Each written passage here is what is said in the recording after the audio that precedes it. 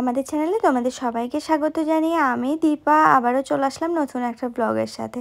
আশা করি তোমরা সবাই ভালো আছো আর আমরাও বেশ ভালোই আছি। প্রতিদিনের একটা নেশা বলতে পারো, এই চাল কুমড়ো গাছের নিচে যাওয়া আর কটা কুমড়ো হলো না হলো সেই সমস্ত কিছু দেখা। কাটবো এটা না তো চুন পড়ে যাবে তো। ও মা এইটা দেখেছো চুন পড়া?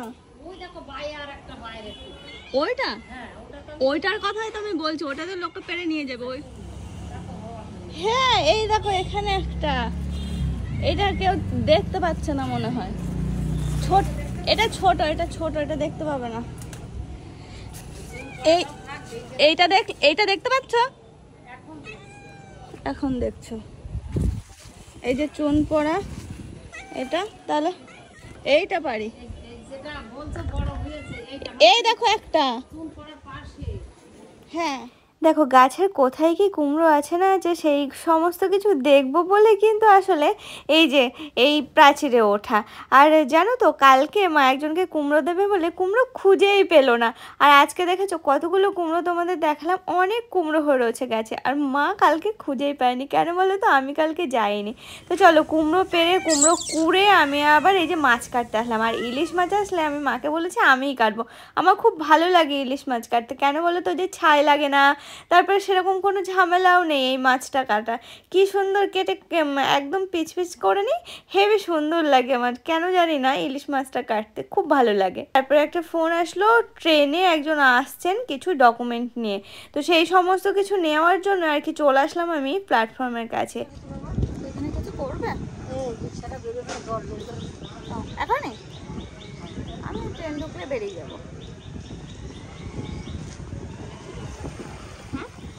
প্ল্যাটফর্মের বাইরে একজনের সঙ্গে গল্প করে তারপর আমি প্ল্যাটফর্মের উপরে উঠলাম, উঠে তারপরে দেখো ট্রেন থেকে আমি মানে যার মাধ্যমে পাঠানো হচ্ছে সেটা নিয়ে এখন কিন্তু আমি বাড়ি ফিরছি সেই ডকুমেন্টটা নিয়ে। তো যাই হোক কল্পনা আমাকে হুট করে বললো যে যাও, কারণ কি বলো তো ও এখন না একটু বেরোবে, ও একটু কলকাতা যাবে, তো সেই কারণে আমাকে যেতে হয়েছিল।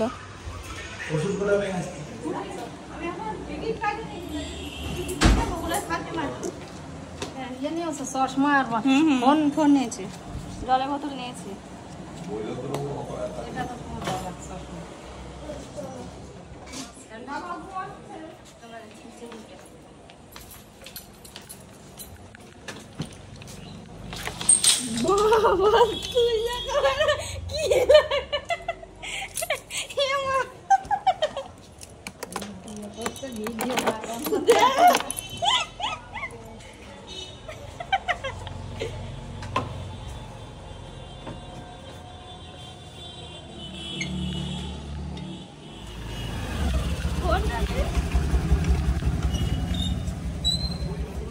দৌড়াচ্ছে তো দেখি।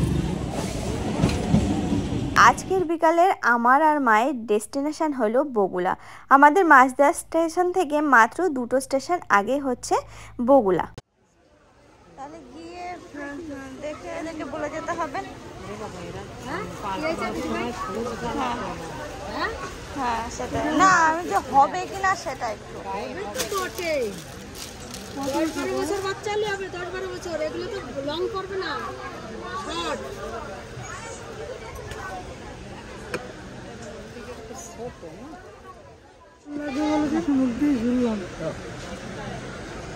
জিনিসটা সুন্দর তা না, এইগুলো লাউ টাউ হচ্ছে না, লাউ ঝিঙে ঝিঙে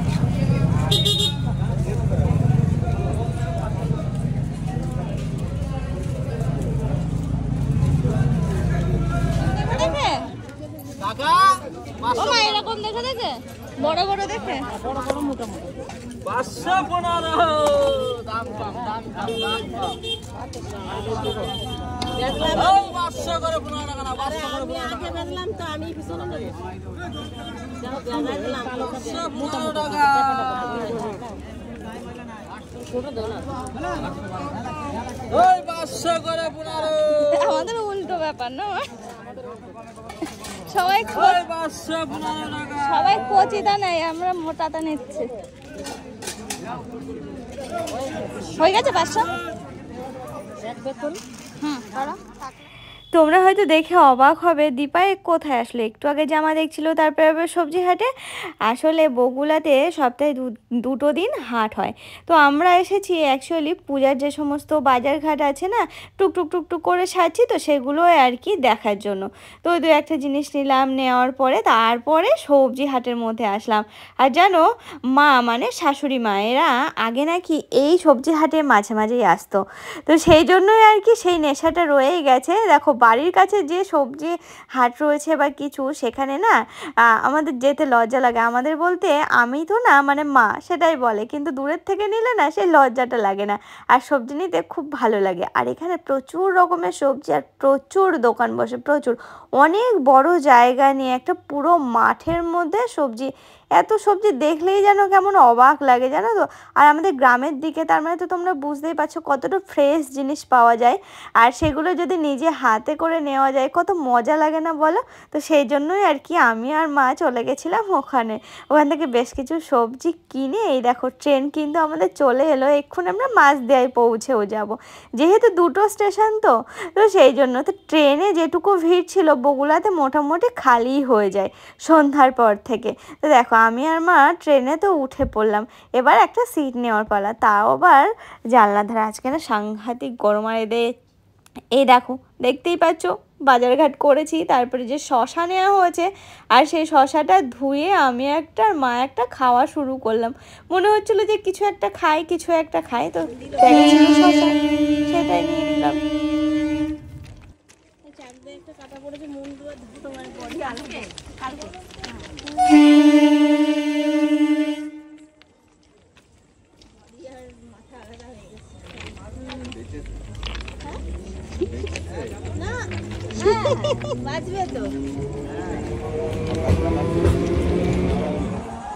কলা হলো ডজন 60 টাকা, 2, 4, 6, 8, 10, 11, 5 টাকা করে, 5 টাকা করে পড়েছে।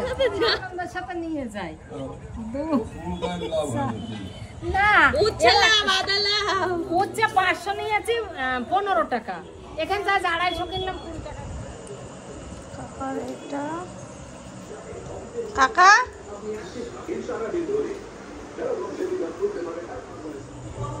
বাবার এটা, হ্যাঁ বাবা পায়েস।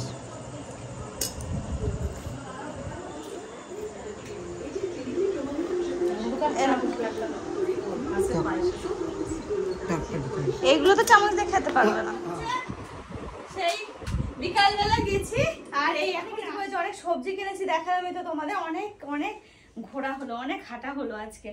যাই হোক অনেক কিছু কেনাকাটি হয়েছে, সামনে পুজো বুঝতেই পারছো। কি বলতো আমি আর মা আস্তে আস্তে বেরিয়ে একটা দুটো করে জিনিস সবার জন্য কিনে গুছিয়ে রাখছি, তারপরে তোমাদেরকে দেখাবো, কোনো একটা দিন হোক দুটো দিন হোক মিলে সমস্ত কিছু দেখাবো। তো খুব সুন্দর সুন্দর জিনিস আমরা কিনছি, সব কিছু দেখাবো আস্তে আস্তে। তো চলো আমাদের সাথে থাকো, ব্লগগুলো আস্তে আস্তে দেখতে থাকো, খুব ইন্টারেস্টিং ব্লগ হতে চলেছে, যেহেতু পূজা আসছে সামনে।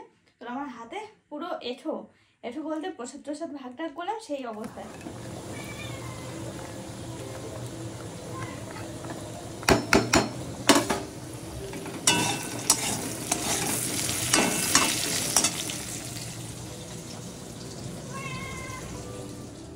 সারাটা দিন কিভাবে ব্যস্ত থাকছি আশা করি তোমরা বুঝতেই পারছো আমার কাজকর্ম বা আমার ব্লগ দেখে। দেখো চেষ্টা করছি ব্যস্ততার মধ্যে কাটাতে, তাহলে কি বলো তো মনটাও ভালো থাকে আর মনের মধ্যে নানান কিছু আসেও না, এই আর কি। তো এখন একটু মায়ের সাথে কথা বলছি, আর ওদিকে না অর্পণ যেহেতু কলকাতা গেছে, সারাদিন ভাত রাত খাওয়া নেই, তো সেই জন্য আর কি ভাত করে নিলাম একটু, আর ওদিকে একটু ডিমের অমলেট দিয়ে ঝোল করবো। যে মাঝে একদিন করেছিলাম না, খুব ভালো খেয়েছিল জানো সবাই, খেতেও বেশ ভালো হয়েছিল, তো সেই জন্যই আর কি একটু রান্না করে নিচ্ছি। আর ওদিকে অর্পণ ফোন করেছে, ও প্রায় মাছ দেওয়া নামছে, চলে আসলাম আমি এখন স্টেশনের সামনে ওকে নিতে। আর দাঁড়াও দেখাচ্ছি, ওই দেখো দেখতে পাচ্ছ ওইদিকে হচ্ছে মধুকা কিন্তু ফলের দোকানে দাঁড়িয়ে রয়েছে, কারণ কি বলো তো আমাদেরই ফল নেওয়ার জন্য মধুকা এসেছে, আর আমি এখানে ওয়েট করছি অর্পণ কিছুক্ষণের জন্য, ও কখন ট্রেন থেকে নামবে ওকে নিয়ে বাড়ি ফিরবো। চলেও আসলাম বাড়ি। ও আবার বললো যে ওর একটু বাজারে দরকার রয়েছে, সে কাজটা সারতে গেল। আর এদিকে আমার ভাতটা তো হয়েই গেছিলো, ভাতে যেগুলো দেওয়া ছিল মানে ভাতে ভাতে সেগুলোই নামিয়ে নিয়ে একটু মেখে নিচ্ছি। আর এদিকে না ঝোলটা আমি এখন বানাবো, গ্যাসটা আমি অফ করে রেখে গেছিলাম, আলুগুলো ভেজে রেখে গেছিলাম, ডিমের অমলেটগুলো দিয়ে দিলাম। দেখো এটা নামানোর পরে কিন্তু আমি শুরু করলাম এক্ষুনি বাবা, কাকু আর মায়ের জন্য একটু রুটি করা, রাত্রের খাবার। তো চলো, হ্যাঁ আজকের ব্লগটা এই পর্যন্ত রাখছি। আশা করি তোমাদের ভালো লেগেছে, আর ভালো লেগে থাকলে কিন্তু আমার চ্যানেলটিকে সাবস্ক্রাইব করতে ভুলো না। তাহলে আজকের মতো নমস্কার জানিয়ে ব্লগটা শেষ করছি। সবাই সাথে থেকো, পাশে থেকো, আর এইভাবে আমাকে ভালো